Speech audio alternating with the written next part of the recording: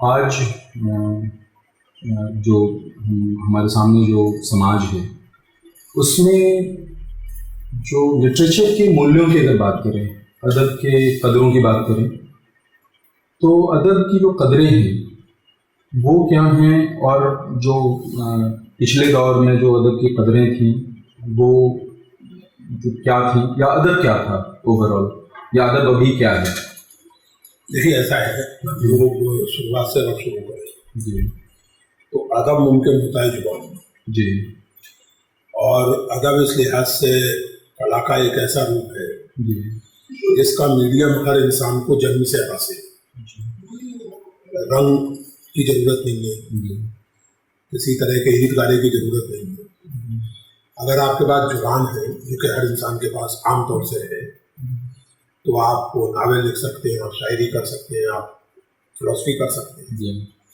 इससे जो बात जाहिर होती है, जो बात वाजिब होती है, वो ये है कि जुबान केवल कम्युनिकेशन का मीडियम है। ये बात हमें समझ लेनी चाहिए। जुबान असल में सोचने का मीडियम, जुबान असल में सेंसिटिविटी का मीडियम। अगर आपके पास शब्द अगर कम होते हैं तो आपके सोचने का दायरा भी जो है उसी में। मिसाल के तौर पर, अगर आपके पास शब्द नहीं है तो आप पति और पत्नी के अलावा अगर कोई स्त्री किसी संबंध में है तो उसके लिए आपके पास रखेल के अलावा कोई शब्द। लेकिन अगर आपके पास शब्द है तो आप उसे पासवान भी कह सकते हैं, उसे आप दोस्त भी कह सकते हैं, अगर शब्द है तो शब्द आपके सोच को बढ़ाता है और शब्द की कमी आपके सोच को कम करती है। जुबान का लिटरेचर एक बहुत खास रूप है। जुबान का उपयोग आप सूचना देने के लिए करते हैं, बहस के लिए करते हैं, डिस्कोर्स के लिए करते हैं। लिटरेचर में जुबान का उपयोग आप क्रिएटिव ढंग से करते हैं। लिटरेचर में आप फैक्चुअल या रियलिस्टिक ढंग से जुबान का उपयोग नहीं करते। लिटरेचर में आप मेटाफर्स की रचना करते हैं, आप बहुत सारी कल्पनाएं करते हैं। रियलिस्टिक डिस्क्रिप्शन का जो तर्क और तारतम्य होता है वो कई बार तोड़ दिया जाता है लिटरेचर। यानी लिटरेचर जो है वो जुबान का एक ऐसा रूप है जिसकी कोई कोट अनकोट प्रैग्मेटिक यूटिलिटी नहीं, ठीक है ना। अब जैसे वो हिंदी के बहुत मशहूर कवि है धूमिल, उनकी एक लाइन मुझे याद आती है कि साहित्य कोई ओढ़ने बिछाने की चीज नहीं है, कविता कोई ओढ़ने बिछाने की चीज नहीं है, कविता कोई चरित्र चमकाने की चीज नहीं है। मतलब ऐसा नहीं है कि आप मॉरल लेसन के रूप में कविता पढ़ लें। पोएट कहता है कि कविता भाषा में आदमी होने की चीज है। तो भाषा में अगर आप आदमी होना चाहते हैं तो वो तमीज अगर आप रखना चाहते हैं तो वो कविता उसकी जरूरत नहीं है। यहाँ तक कदरों की बात है, और कविता का मतलब अदब एज सच लिटरेचर। जहां तक कदरों की बात है तो देखिए, लिटरेचर की कुछ कदरें जो है मैं ऐसा मानता हूं कि वो ट्रांसेंडेंटल होती है। वो दुनिया के किसी भी समाज में किसी भी वक्त में कुछ कदरें हैं, यूनिवर्सल ह्यूमन वैल्यूज हैं, और उनके रूप अलग अलग हो सकते हैं, लेकिन वो है, और लिटरेचर उनको अपील करता है। लिटरेचर असल में क्या करता है, सबसे पहले तो ये समझते हैं। मैं एक फ्रेज का इस्तेमाल करता हूँ अपने लेखन में भी और वैसे भी, लिटरेचर पर काया प्रवेश की साथ।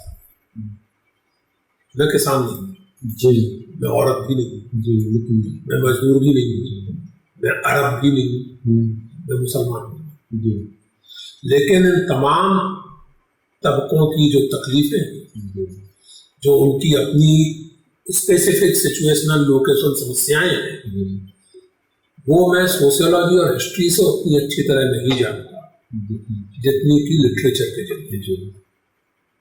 मैं एक औरत हो सकता हूँ किसी औरत का लिखा हुआ नावल पढ़ते हुए, या किसी नावल में किसी औरत का किरदार, चारुलता को पढ़ते हुए, धनिया को पढ़ते हुए, अन्ना को पढ़ते हुए मैं औरत हो सकता हूँ।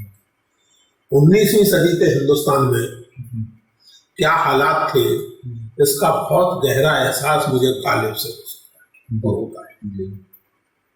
वो कलीसा और काबा की जो खींचतान है कि वो काबा पीछे खींच रहा है, कलीसा आगे खींच रहा है, क्या बोलूं? वो केवल गालिब की निजी प्रॉब्लम नहीं है, जी वो हिंदुस्तान के समाज में एक ब्रेक की तरह आई हुई मॉडर्निटी, जी यूरोपियन मॉडर्निटी, जी जैसे मैं कॉलोनियल मॉडर्निटी कहना पसंद करता हूँ। तो कहने का मतलब यह है कि लिटरेचर आपको बहुत गहरी सेंसिटिविटी देता है इतिहास के बारे में, समाज के बारे में, और राघव साहब सबसे बड़ी बात यह है कि अपने इंसान होने के बारे में। संस्कृत के बहुत मशहूर मारूफ शायर, ग्रामरियन, फिलोसोफर पात्र जी उनके नाम से एक श्लोक प्रचलित है, साहित्य संगीत कला विहीन साक्षात पशु कुछ विषाम। जिस आदमी की साहित्य संगीत और कला में दिलचस्पी ना हो या उसकी गुजर ना हो, वो सींग और पूंछ के बिना जानवर मार्के की बात। इसलिए है मार्के की बात कि सारी इंस्टिंक्ट आपकी और जानवर की बराबर होती है। कॉपरेशन भी केवल इंसानों का काम नहीं है, जानवर भी कॉपरेट कंपटीशन तो करते ही। क्या फर्क लैंग्वेज,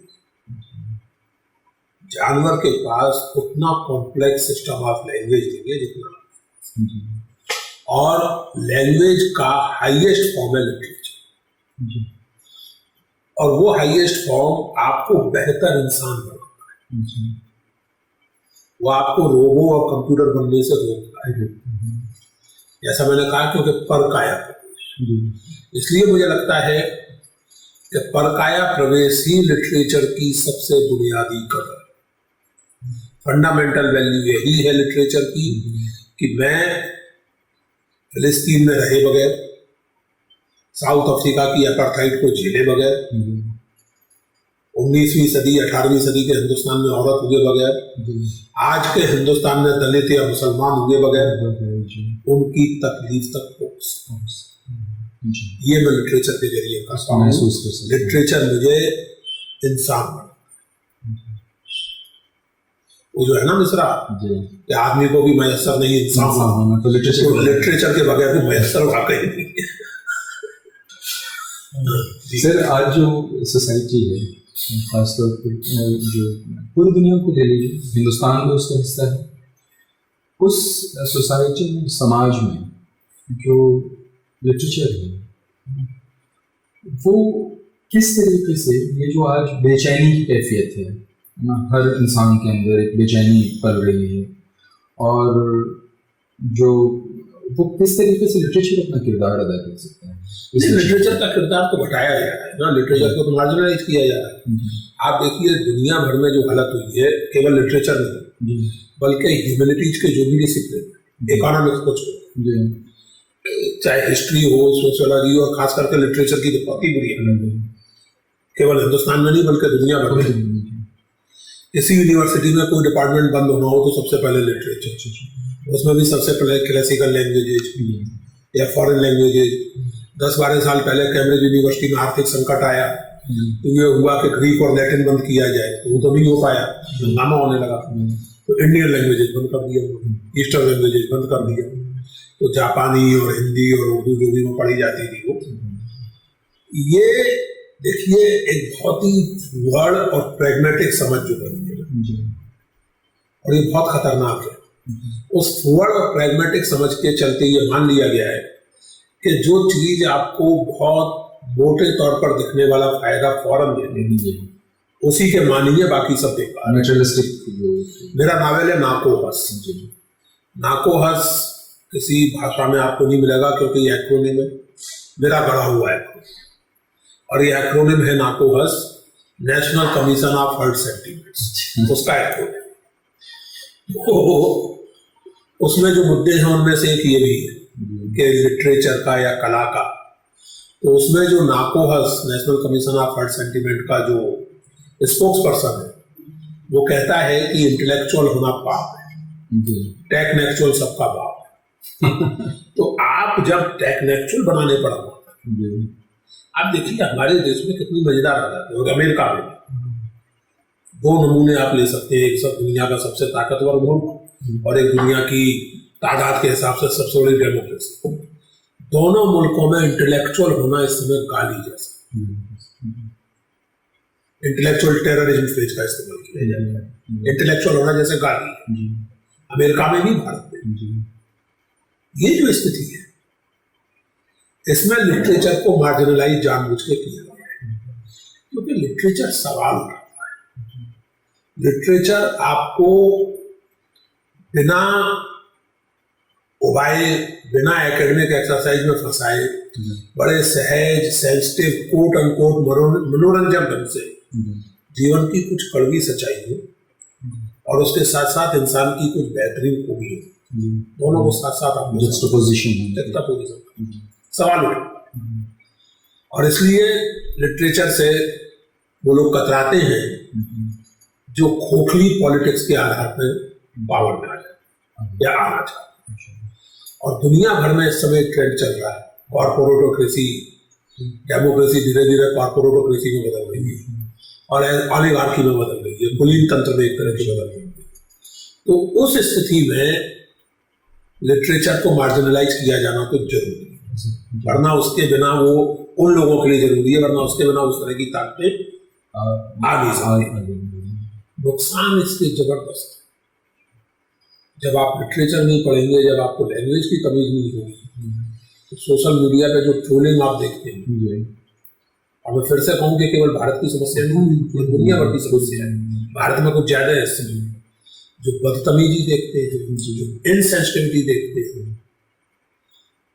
अब मेरी उस फिल्म से कोई हमदर्दी नहीं है, उस फिल्मकार से भी कोई हमदर्दी नहीं है, वो फिल्म मैंने देखी भी नहीं, देखूंगा भी नहीं।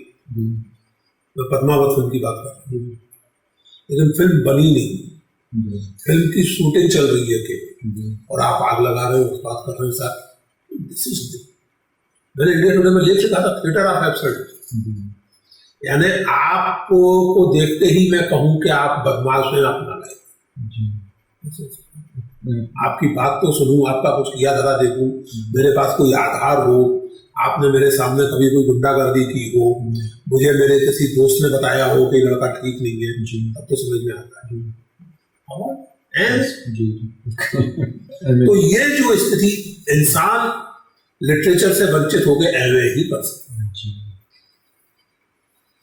और सर, जो हिंदुस्तानी सोसाइटी में तरीके से आपने कबीर पे काम किए हैं, और जो कबीर के वक्त में जो लिटरेरी वैल्यूज थी सोसाइटी में, और जाहिर सी बात है कि उस वक्त भी कोई बहुत सहज नहीं था, मतलब जो समाज हमारा लिटरेचर के लिए और खासतौर पर नई चीज़ों के लिए जिसको कबीर आगे बढ़ा रहे थे। नहीं, मैं आपसे सहमत नहीं। अच्छा, ये एक मॉडर्न माइथोलॉजी है जो क्रिएट की गई है कि कबीर मार्जिनल थे, अच्छा, कबीर उपेक्षित थे, ऐसा कुछ नहीं। अच्छा, कुछ कबीर अपने वक्त में बेहद लोकप्रिय थे, बेहद मकबूल थे जी।